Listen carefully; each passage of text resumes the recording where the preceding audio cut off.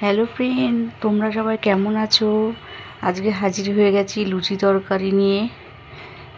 তরকারি করব আমি, দেখো লুচির জন্য কুমড়ো, পটল আর আলু দিয়ে তরকারি।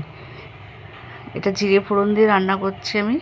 আর একটা কাঁচা লঙ্কা দিয়েছি, আর সামান্য নুন, হলুদ, একটু জিরের গুঁড়ো আর সামান্য একটু মিষ্টি দিয়ে রান্না করতে হবে।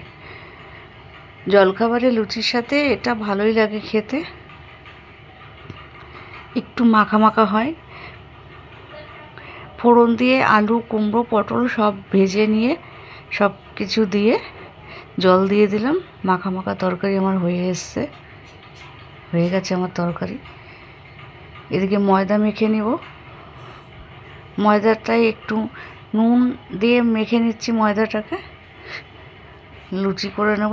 তেল দিয়েছি কড়াইতে, গরম হয়ে গেছে। লুচিগুলো বেলা হয়ে গেছে আমার।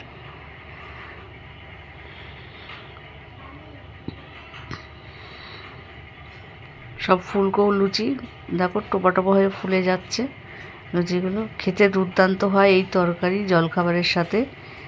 তোমরাও তৈরি করে খাবে। আর আমার চ্যানেলটি সবাই দেখবে, সাবস্ক্রাইব করবে, লাইক কমেন্ট করবে। ভালো লাগলে তোমরাও তৈরি করে খেও।